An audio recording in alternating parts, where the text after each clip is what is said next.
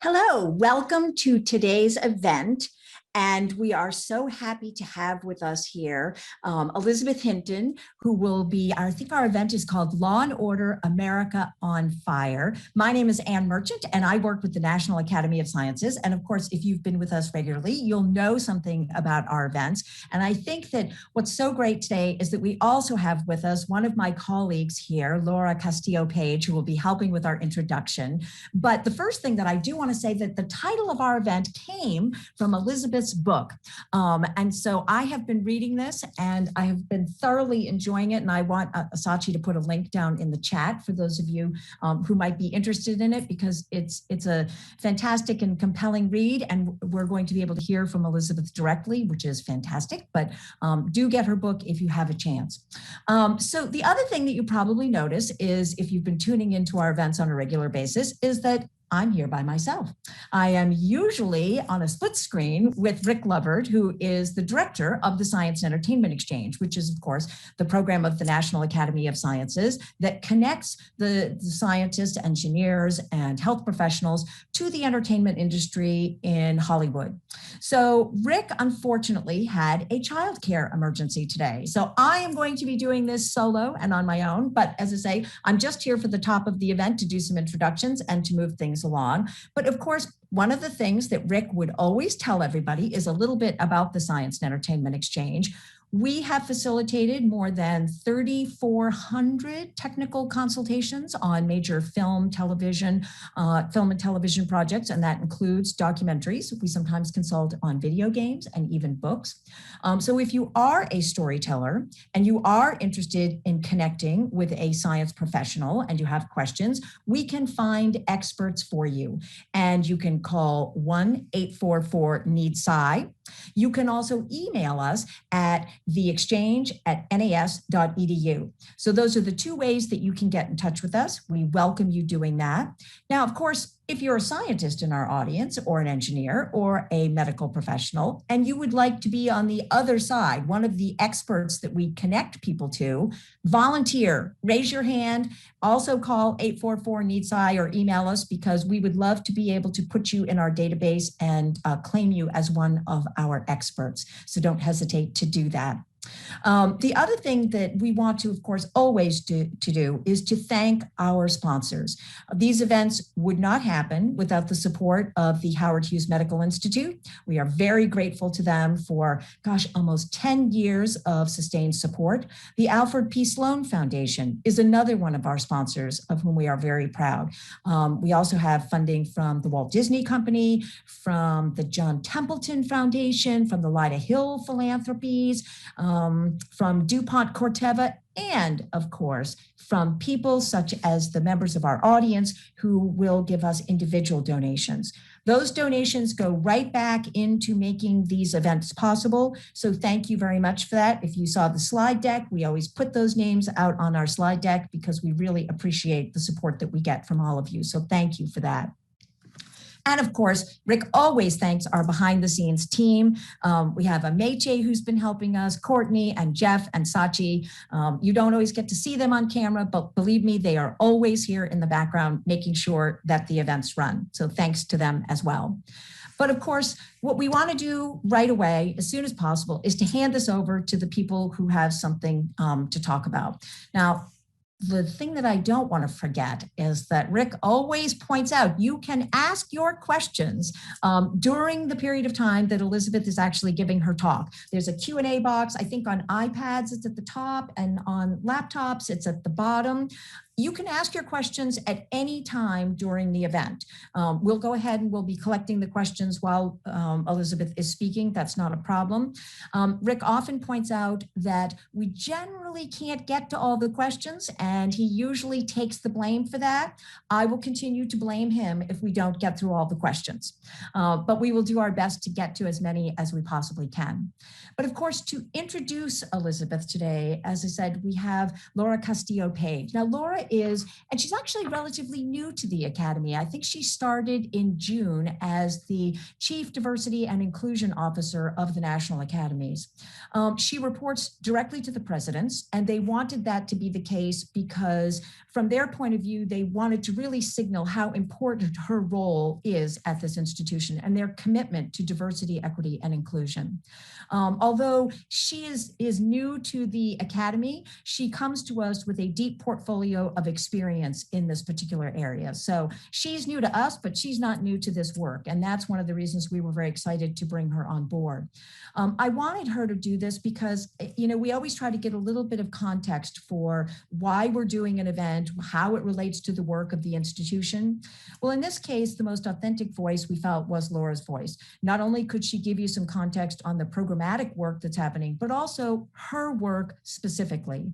So Laura, if you can join us, and I think you actually have a background that shows the auditorium at the Academy. I don't think that's where you're actually sitting, but it's nice to see our beautiful auditorium as your background. So thank you very much for being here, and I'm going to turn it over to you. Thank you. Thank you, Anne. Thank you for that kind introduction.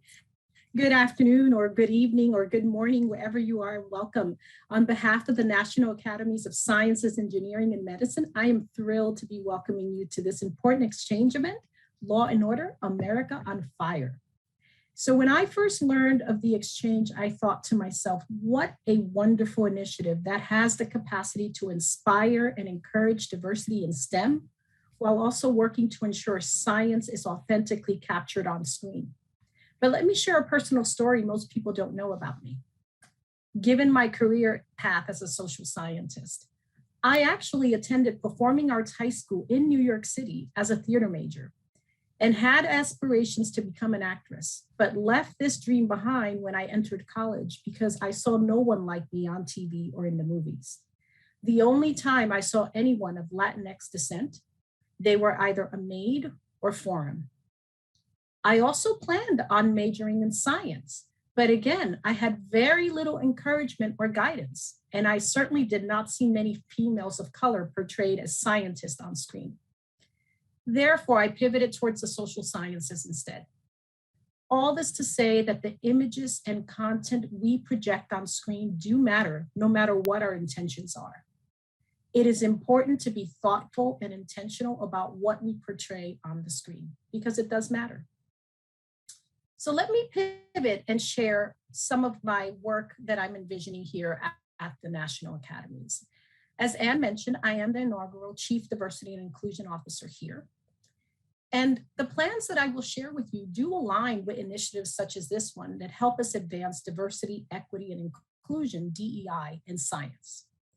Over the coming year, I will be working to build our capacity across the academies to advance DEI both internally as well as in our outwardly facing work. Although DEI work is not new to the academies, we obviously have programs like this one.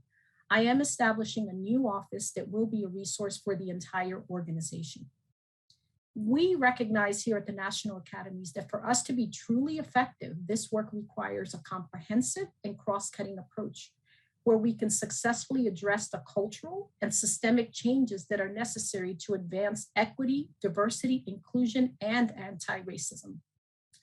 Therefore, some of our internal priorities will include working on fostering a truly diverse and inclusive workplace culture where everyone feels welcome, valued, respected, and a sense of belonging. We will also continue our work on reviewing and revising our practices, our procedures, and our policies to ensure that they're inclusive, equitable, anti-racist, and as bias-free as possible. And externally, as it applies to our work, we want to apply an equity and inclusion lens to all that we do in our programmatic work. Again, I want to personally welcome all of you, and I hope you leave this event with new ideas and also have the opportunity to interact with some new colleagues so that you can continue to excel at what you do. I'd like to now introduce our featured speaker, Dr. Elizabeth Hinton. She is a social scientist from Yale in both the Department of History and the Department of African American Studies, with a secondary appointment as a professor of law in the law school. Her research focuses on the persistence of poverty, racial inequality, and urban violence in 20th century America. She is considered one of the nation's leading experts on criminalization and policing, and from my understanding, has been on our exchange stage several times. She is also the author of several books. One of them Anne shared with you, From the War on Poverty to the War on Crime, The Making of Mass Incarceration in America, and the one that Anne shared, America on Fire, The Untold History of Police Violence and Black Rebellion Since the 1960s. So with that, I turn it over to Elizabeth. Thank you. Thank you so much, Dr. Castillo-Page, for that introduction, for your remarks, for all the work that you're doing. I'd also like to thank Ann Merchant for inviting me to speak, and Rick Lovard and Jeff Fishman and all the amazing people at NAS, and of course, all of you for coming. I participated in a NAS Science Exchange retreat in the before times, and it was truly life-changing. So it's a special pleasure to be with you today. And it kind of seems like forever ago at this point, because I don't know about you, but it just seems like time is really slow during COVID. But during the summer of 2020, Americans witnessed what is perhaps the largest mass protest movement in American history, sparked, of course, by the murder of George Floyd by Minneapolis police officer Derek Chauvin in May 2020, as well as that of 26-year-old Breonna Taylor by Louisville police, and 25-year-old Ahmaud Arbery by a white father and son in southern Georgia. And of course, their trial is unfolding this week. Between 15 and 26 million people protested anti-Black racism and police violence in all 50 states and some 4,444 cities across the planet.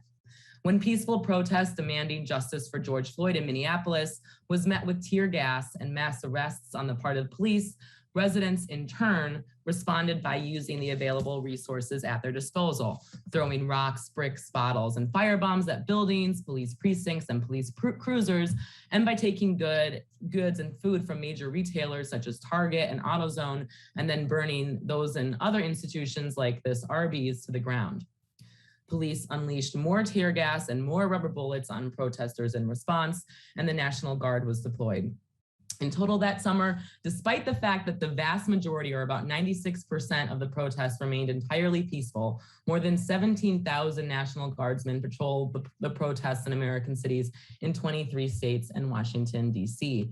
Meanwhile, the Trump administration deployed federal troops to Chicago, D.C., Portland, Seattle, Kansas City, Albuquerque, Cleveland, Detroit, and Milwaukee under Operation Legend and Operation Diligent Valor. When President Trump tweeted the day after George Floyd died, "When the looting starts, the shooting starts," he was quoting Miami Police Chief Walter Headley, who said the same thing at a press conference in 1967 after Miami similarly exploded. Indeed, we have not seen a wave of urban violence like this since the long, hot summers of Lyndon Johnson's presidency. Between 1964 and 1972, the United States confronted the greatest moment of sustained domestic violence since the Civil War. And clearly, we've been living with the aftershocks of this period since. Every major urban center is burned during these 8 years, but the violence was not just a problem in archetypal ghettos like Harlem and Watts, and in majority Black cities like Detroit and Washington, D.C. It could happen in any place where Black residents were denied access to political and economic resources and lived in segregated, unequal conditions. Together, these events caused hundreds of millions of dollars of property damage and shaped the lives of store owners who found their businesses destroyed, the parents who lost their teenage son to riot police, the firefighters and cops who were harmed or killed, and millions of other Americans in between. Through the rhetoric of our politicians, media coverage, and much of the academic research on the subject, we've become accustomed to refer to these events from Harlem in '64 to Minneapolis in 2020 as riots, or what those left of center sometimes refer to as civil disorders. We are then left to view these moments in a historical vacuum as riots, as something meaningless or irrational, devoid of any political motivation, and ultimately criminal. This is the position from which the Trump administration responded to the violence of 2020 and how President Lyndon B. Johnson responded from its inception. Johnson announced following the release of an FBI report on violence that swept 8 cities during the summer of 1964, quote, "The riots, as well as other criminal and juvenile delinquency problems in our cities, are closely connected. Each riot began with a single incident and was aggravated by hoodlums and habitual lawbreakers." Johnson dismissed the possibility that these hoodlums shared many of the same grievances as civil rights protesters. 3 years later, Johnson would tell the nation during a televised address delivered in the middle of the unprecedented violence in Detroit in 1967, "There is no American right to loot stores or to burn buildings or to fire rifles from rooftops. That is crime." Before this point, riots in the United States had been mostly perpetuated by white vigilante mobs who were hostile to integration and who took justice into their own hands, often with the support of local police. A riotous lynch mob as large as 5,000, many of whom came from out of town, descended on the Black community of Springfield, Illinois in August 1908, randomly destroying Black businesses, driving Black families from their homes, and executing 2 Black men. Mobs in East St. Louis in 1917 made Black wartime factory workers and their families choose between being burned alive or shot to death, among other acts of terrorism, in one of the bloodiest riots of the 20th century. This white supremacist violence only escalated as Black migrants continued to flee the terror of segregationist regimes in the South in greater numbers during and after World War I, searching for better opportunities and safety from the white mob. 25 cities erupted during the Red Summer of 1919, when white and Black residents fought and killed each other on the streets of Chicago and Washington, D.C. In the rural community of Phillips County, Arkansas, where Black tenant sharecroppers were attempting to unionize, white emergency posses killed at least 200 Black people.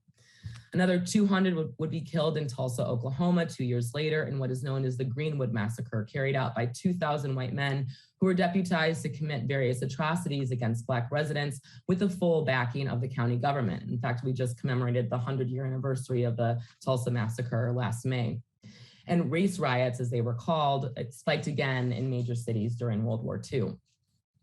White supremacist violence continues to pervade American society. Indeed, it fully revealed itself on January 6th, although in the post-war period, local police came to assume many of the previous functions of the white mob.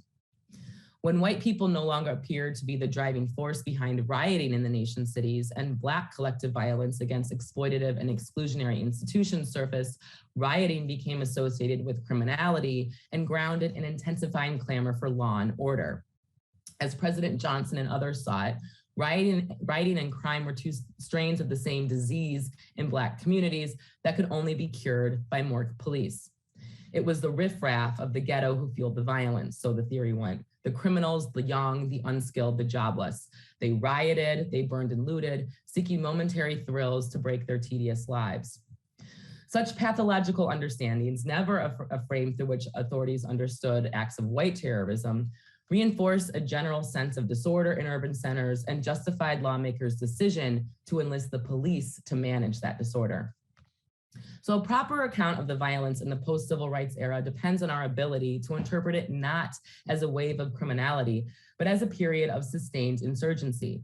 The violence emerged in response to a moment of tangibly felt racism, as Johnson said, a single incident, most often touched off by a police encounter.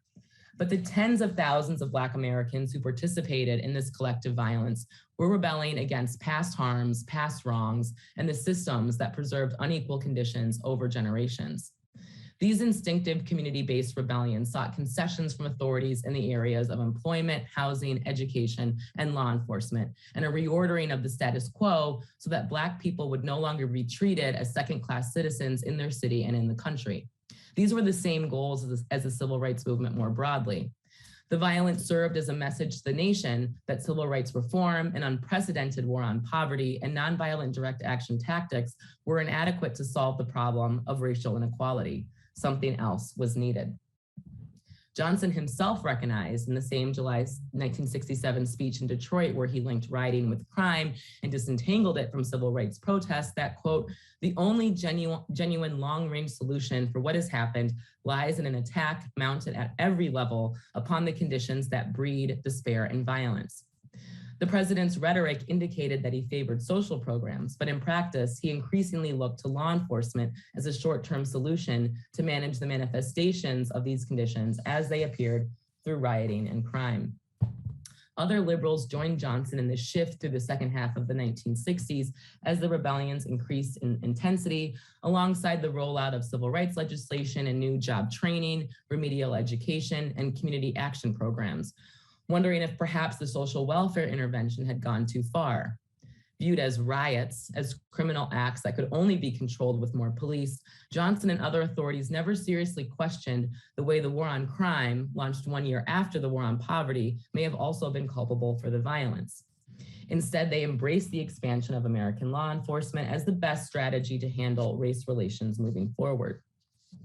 The decision to respond to the rebellions with police force was not a foregone conclusion.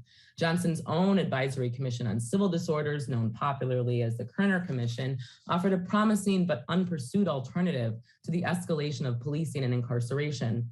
In its final report released in February 1968, which went on to become a bestseller as a mass market paperback, the commission famously observed that the United States was moving toward two societies, one Black, one white, separate and unequal, and offered policy options to manage the problems of race relations.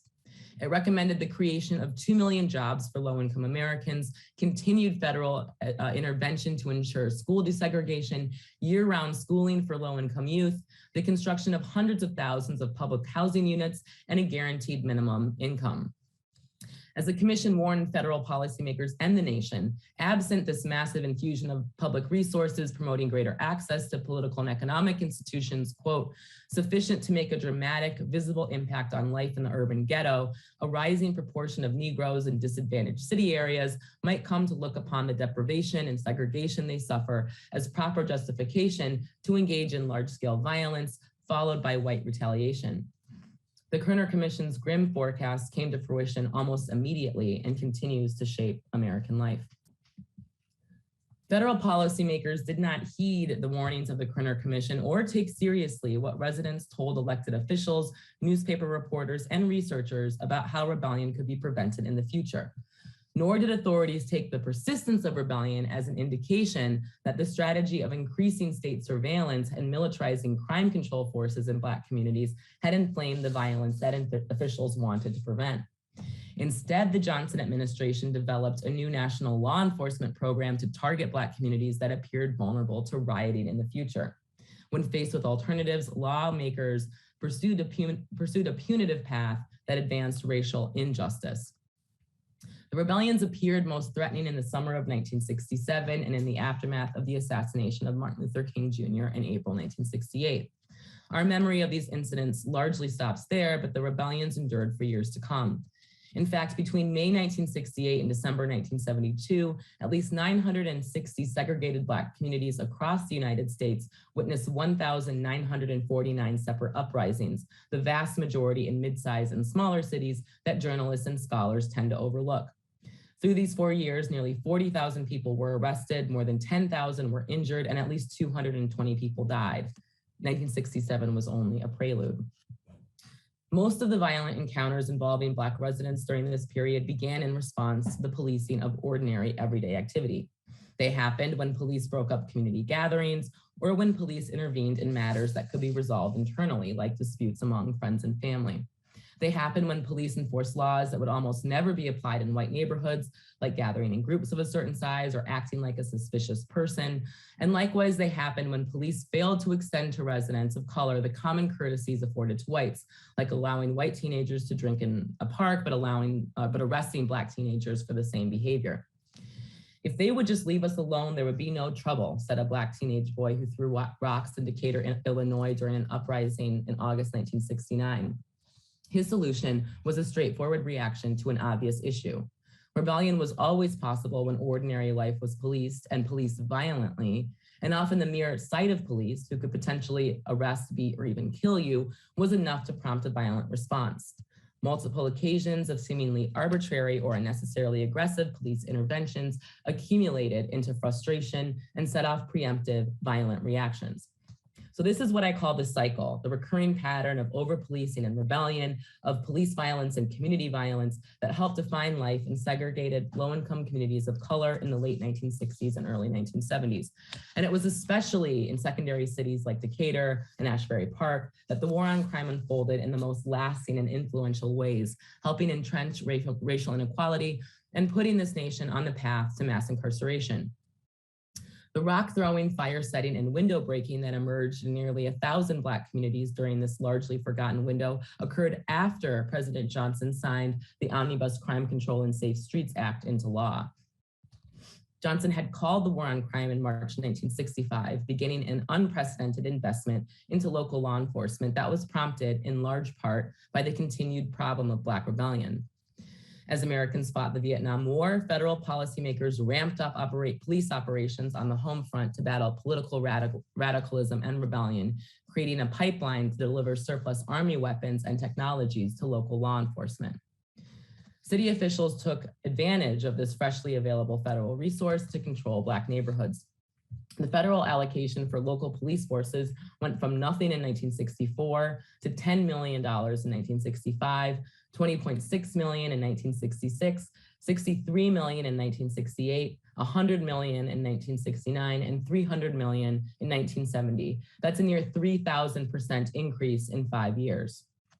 On the ground, this translated to programs that modernized police departments with riot control training and with military-grade weapons like AR-15s and M4 carbines, helicopters, steel helmets, 3-foot batons, masks, armored vehicles, two-way radios, tear gas, and a handful of low-cost police community relations initiatives thrown in for good measure. Although communities of color had been vulnerable to targeted surveillance, frequent encounters with police, mass arrests, illegal searches, and outright brutality in the century after emancipation, the enactment of the Safe Streets Act meant that residents in segregated low-income neighborhoods in big cities like Chicago, mid-sized cities like Phoenix, and smaller cities like West Point, Georgia, would be patrolled by police departments with an arsenal of riot control equipment at their disposal. By 1970, federal policymakers had allocated some $40 million, or about $300 million in today's dollars, on such equipment for law enforcement. At the same time, the Safe Streets Act, in its initial $330 million outlay for crime control, supported the influx of police officers in urban areas that seemed prone to rebellion. But the strategy of militarizing local law enforcement and saturating communities of color with police and surveillance failed to have a measurable impact, at least initially, further demonstrating that aggressive policing tends to incite violence, especially when residents are protesting the very thing they are then subjected to. The conditions that bred the police encounters and legal injustices that precipitated the rebellions of 50 years ago and in the 80s and 90s and today would not have happened and could have been avoided entirely had national policymakers and law enforcement authorities decided to respond in a different way to the enlightened protests of the post-civil rights era in both its nonviolent and violent forms. Prevailing interpretations view the rebellions as a break from the nonviolent direct action protest tactics of the civil rights movement. This second reconstruction, which sought to meet the unfulfilled promises of the Civil War and its aftermath, aimed to integrate American society and extend the bounds of citizenship. It secured the right to an education, to shop at certain stores or eat in certain restaurants, and to vote. It made racism no longer acceptable in American public discourse and created a growing Black middle class. But with the war on crime came new forms of social control, and with them, a new form of resistance. As the Reverend Charles Cohen, a prominent activist who preached the politics of armed self-defense and community control in Cairo, Illinois, pointed out, voting rights could not be eaten or made into clothing or shelter. As Cohen and the rising generation saw it, the sit-ins, marches, boycotts, voter registration drives, and legal challenges that defined Black politics in the post-war period had not addressed structural inequalities or provided protection from the lived realities of police and white supremacist violence. At the end of the 1960s, the young people rebelling understood their predecessors to have failed. They looked back on the heyday of the civil rights movement, and they looked at the conditions they were currently living in, with police watching them from the other side of the park, and they rebelled. This was the most widely adopted form of protest among young Black people from King's assassination through the early 1970s. In addition to serving as a form of protection among the nation's most vulnerable, violence might force local, state, and national politicians to respond with greater urgency to Black residents' demands. As a spokesman for the Hartford Black Caucus declared in 1969, after young Black residents engaged in confrontations with police and damaged nearly 100 buildings during the summer, quote, "The power structure reacts to riots and violence. This is the Black man's only power." By their actions, those who participated in the rebellions argued that violence was a necessary strategy to secure economic access and full civic inclusion for not just Black people, but all Americans. It can be a struggle to imagine the young people who threw rocks at police or who looted local businesses or who defiantly walked the rubble after a rebellion as political actors, and this bias has influenced the writing of history. Even scholars and activists interested in forms of resistance to systemic racism have been reluctant to take seriously the political nature of Black rebellion. Yet just as much as nonviolent direct action, rebellion presented a way for people of color to express collective solidarity in the face of exploitation, political exclusion, and criminalization. And arguably, the success of the nonviolent direct political action that characterized the civil rights movement depended on the presence of violent direct political action. As Martin Luther King Jr. himself recognized, the power of mass nonviolence arose in part from its ability to suggest the coercive power of violent resistance should demands not be met. Therefore, when we reflect on Black protests, past, present, and future, we should endeavor to see both its violent and nonviolent expressions as entwined forces. And to do that, we should attempt to understand violent rebellion on its own terms as a form of protest that has been just as integral to the history of the United States and freedom movements. Both the nonviolent and violent traditions continue to ground movements for racial justice. The large-scale rebellions of the last decades of the 20th century and early 21st century, including Miami in 1980, Los Angeles in 1992, and Cincinnati in 2001, share many of the same causes and characteristics as the collective violence of the earlier period. But these rebellions and the political violence that followed beginning in the mid-2010s emerged in response to miscarriages of justice, like the acquittal of the 4 police officers who savagely beat Rodney King in the first viral police brutality video, and exceptional incidents of police brutality, like the fatal shooting of Michael Brown by Ferguson police 8 days after he graduated high school. They emerged in response to the way policing measures advance an inherently racist criminal legal system that disproportionately ensnared millions of women and men of color, deepening segregation and inequality in the process. Taken together, the history of this violence demonstrates that patrolling low-income neighborhoods with outside forces does not effectively control crime. In fact, it establishes a dynamic where residents and officers view each other as the enemy, rendering both sides less safe.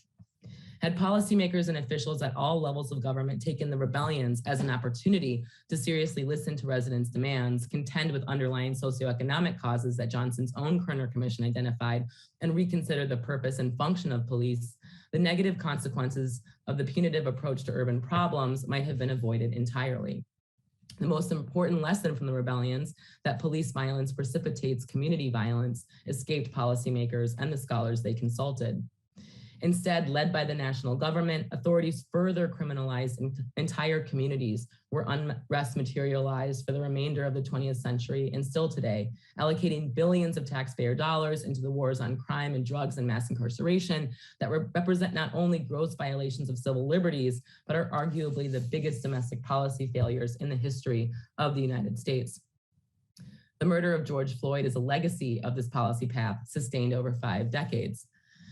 And we saw the cycle of police violence and community violence unfold once again in the summer of 2020. But the wave of recent protests diverged in critical ways from the rebellions of the late 1960s and early 1970s, and from the massive conflagrations that came after, from Miami in 1980 to Los Angeles in 92. Unlike most previous rebellions, which typically began with demonstrators throwing rocks, bottles, and other objects when police arrived to patrol their communities, the demonstrations from Ferguson in 2014 onwards all began as peaceful marches and vigils in response to flagrant acts of police violence. When police responded aggressively to these nonviolent protesters, some of the demonstrations quickly turned violent. Although the nature of the historic demonstrations of 2020 resembled the civil rights marches of the first half of the 1960s more than the violent protests later in the decade, authorities frequently responded as they had in those later years. They fired pepper spray canisters, beat protesters with riot sticks, imposed curfews, made arrests, and in some places, as you saw, called in the National Guard and federal troops. So as in the 1960s and early 1970s, both the nonviolent and violent protests of 2020 forced the question that has only grown more pressing about what kind of country the United States should be. Will the nation continue along the undemocratic and misguided policy path that has criminalized racially marginalized groups and the poorest among us for generations? Or will America finally fulfill the unfinished promises of the abolition of slavery and Jim Crow by supporting the structural transformations and redistributive changes at the national level that tens of millions of people demanded across the United States and the world during the summer of 2020?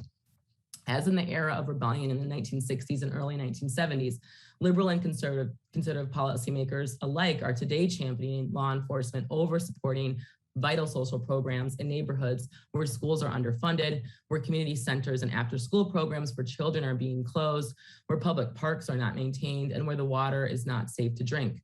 Disinvestments that, over generations, have made these same communities vulnerable to the twin forces of police violence and community violence. The most effective approaches to crime prevention involve programs that respond to community needs and grant control of public safety to residents, especially in areas where the state has failed. New investments into preschool programs, job creation measures, mental health treatment, college scholarships, decent affordable housing, and reconstituting the criminal legal system based on the principle of repair instead of retribution would make for a safer society and a stronger democracy. Police are the default response to violence and other crises in low-income communities of color, but community needs can and should be met by the people. We as a nation still fail to reckon with the wisdom Martin Luther King Jr. prophetically offered toward the end of his life, that only, quote, social justice and progress are the absolute guarantors of riot prevention. There is no other answer. Constructive social change will bring certain tranquility. Evasions will merely encourage turmoil. More than a half century after King's insights, it is clear that America will continue to catch the fires of rebellion until the structures of inequality are finally dismantled and the police are no longer empowered by authorities to manage the material consequences of conditions that are beyond their control. Thank you. You know, we knew when we invited you that you were going to give us a lot to think about and that it would be really powerful, you know.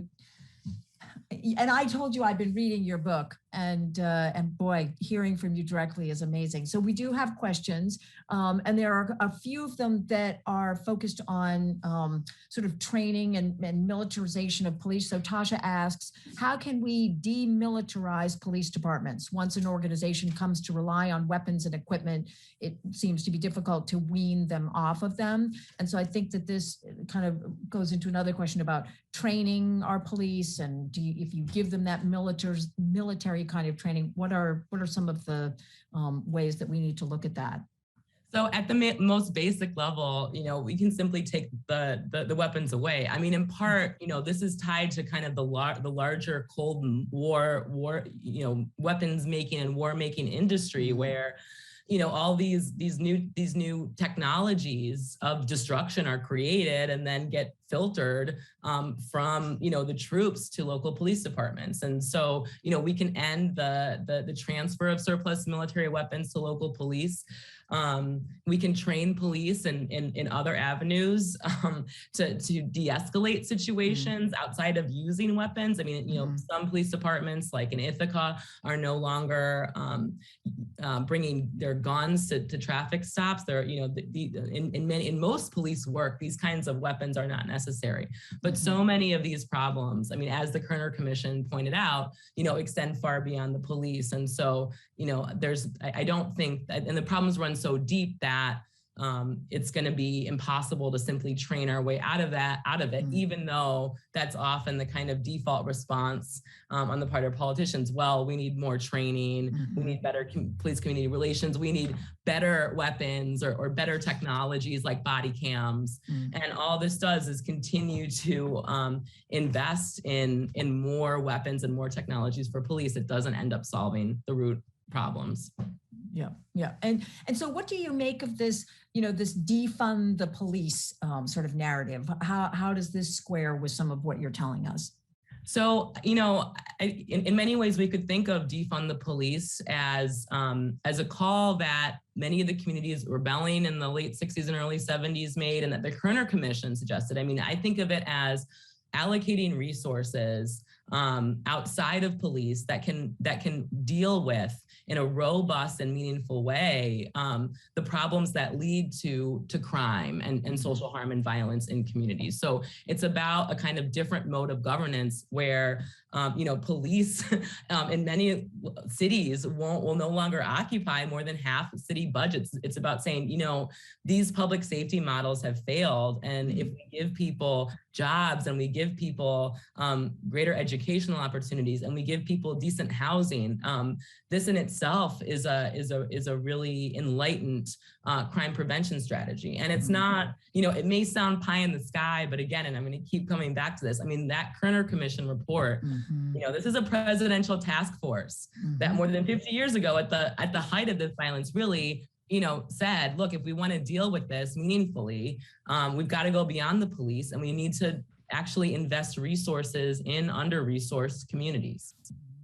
So this actually dovetails really well with another question that we've gotten. How do we get the politicians to invest in these longer-term solutions of community building rather than over-policing when the agenda of many of the politicians revolves around very short-term successes? Yeah, so that's the real problem because, and in my first book especially, I spent a lot of time in the archives of every presidential administration from Kennedy to Reagan, and even in the Nixon administration, even Reagan officials acknowledged that like the long term, the big solutions are employment programs, the big solutions are education programs, but we need to do something in the short term. And unfortunately, I think one trend that we've seen over the past year is that, once again, I mean, the rise of police and mass incarceration has always been a thoroughly bipartisan effort. And we're seeing again, this kind of bipartisan pushback against ideas that are really seeking to redirect or divest and invest funds into communities. So, I think part of the question of how is to keep the pressure on our elected officials. And, and that's through direct action, that's through letter writing campaigns, that's through petitions. I'm thinking of the tactics that have been used in the freedom struggle historically. One thing that we know from that history is that policymakers don't make changes out of the goodness of their hearts. They do them when their constituents pressure them. I think one of the big things is that, like law enforcement is kind of seen as the alternatives beyond law enforcement and that kind of visionary approach by the Kerner Commission and others have been rejected historically. I think lawmakers and much of the American public have really failed to get beyond police as kind of the way to respond to these social problems. And of course, what's also happening during this post-civil rights period is that police unions are getting increasingly powerful and influential. And this also factors into the political landscape and just how difficult it is to bring about any kind of police reform. Yeah.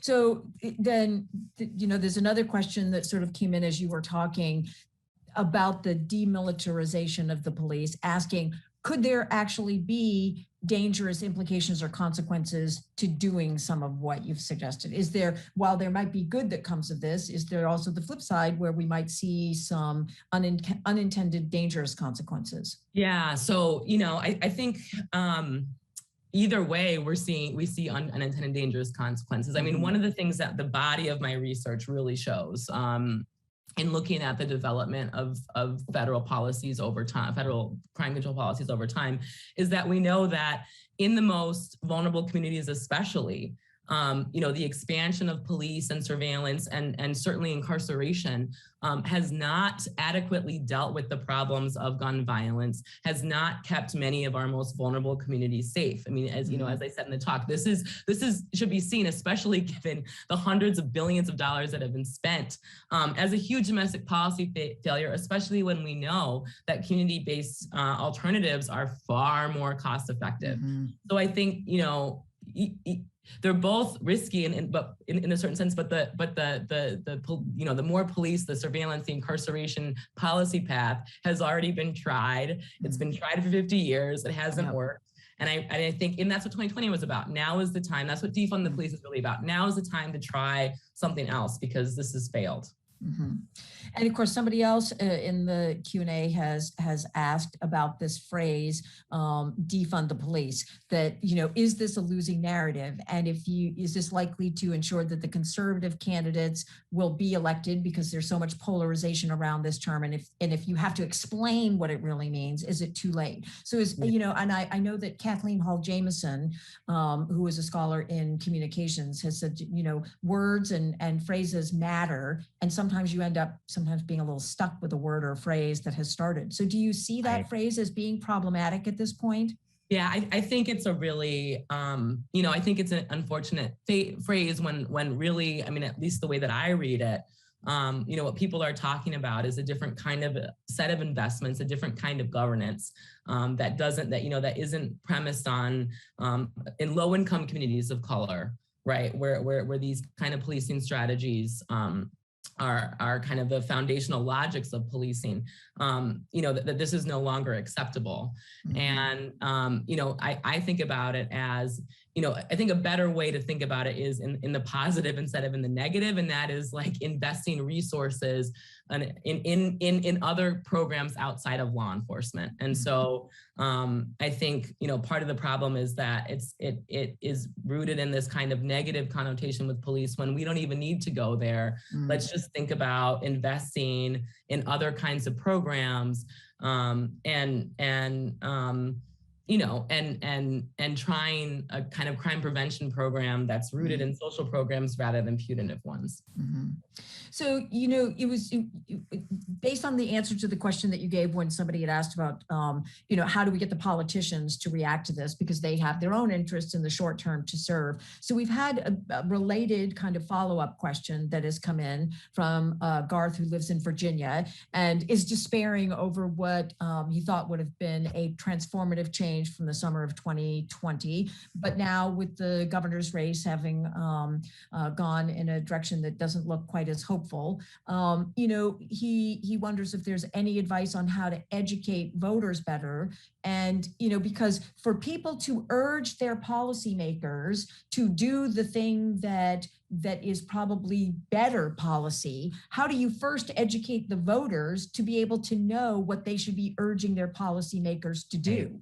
Right. And so that's that's the really difficult thing, right? Because what we're going to need is like a major educational campaign to build the political will that will bring about the kind of transformations that the Kerner Commission was talking about and that I've been talking about. And that's going to be, that's going to be sustained. That's going to be a sustained project. And it's exactly why critical race theory, which is really just like the history of this country, of the way that oppression and exploitation have been central to the development of American political and economic institutions, is under attack because, in this moment when, this broad coalition really revealed itself in 2020, that's part of the pushback. And so I think, so much of it is communicating to people the way that all of our fate is linked and the way that, things like expanded healthcare and expanding educational opportunities to people and investing in communities benefits all of us, that it leads to a better democracy, that it can lead to greater public safety, that we actually have much more in common than all that which divides us. And, I know this might sound pie in the sky, but it's trying to bridge and fight back against the wedges often created by policymakers and the media that make us think that make us scared of each other and that make us think that we're far more different than we actually are. Mm-hmm. Yeah, and so related to that, Michael asks, how would you suggest that communities get together to start programs that would attempt to build sustainable models to eradicate police terror in communities of color, and that include local governments? Is there, do you see a step or a process towards doing that? Well, I think first, it's about organizing and finding and building coalitions, because again, I think that's going to be really key to any kind of a robust social movement. And I'm thinking again about the tactics used for civil rights historically. And I think it is really important as part of that coalition, working with sympathetic municipal and police officials to think about what kind of community, what are the actual problems, and how might community groups be better positioned to address those problems? How can we build a set of public safety responses, beyond the police? I mean, I'm thinking especially in communities where gang violence is a particular problem. Interventionists who are, from the community and who are often formerly incarcerated or involved in gang violence themselves are the first responders when there is a violent incident, are the ones who work with those young people who are at risk of getting shot or shooting others. And, again, more cost effective. We know these programs. I'm thinking, one of my favorites is Advanced Peace, which started out of Richmond and is now across the country. These programs work, and they're entirely outside of law enforcement, and they're run by community members. And so it's about building connections, I think, with groups that are doing similar work, and then reaching out to local officials, because it's going to be a combined effort. So this was one of the first questions in the queue, and I kind of blew past it, but I want to go back to Dave's question. And he wants to know what the link is, if any, between police violence and intracommunal, as he said, e.g. gang violence. Yeah, so that's why I didn't want to miss it. I wanted to get back up there. Okay, I'm going to try. There's so many directions. And it's actually, part of it is that this is like this is what I'm obsessed with. And this is, I have another book I'm going to go back to my roots in federal policy and look at the Clinton administration. But my fourth book is really going to try to historicize gang violence or intercommunity violence. And this story in America on Fire is really important here, because it shows that, the initial collective violence in Black communities emerged initially in response to external state forces in the late 60s and early 1970s. It emerged in response to policing as it expanded and as it militarized. And then sometime in the mid 1970s, that collective violence switched to being expressed against external forces, to being expressed, against one another in internal community forces. And so that is the big question. I think, one of the things that's certainly true is that we see in the 70s, after the era of rebellion, you get all the formation of all of these anti-gang units in big cities. And rather than effectively, suppressing the gang problem, gangs proliferate from there. I mean, especially in places in Los Angeles. And the story becomes really clear in the late 80s and early 90s in Los Angeles, especially with the Los Angeles Sheriff's Department. One of the units called Operation Safe Streets essentially looked like the deputies involved looked like gang members themselves. One unit called themselves the Vikings. They had hand signs. They engaged and they had graffiti and were involved in shootings we're kind of like the three-part. I mean, an LAPD officer will tell you that the LAPD is the biggest gang in the United States.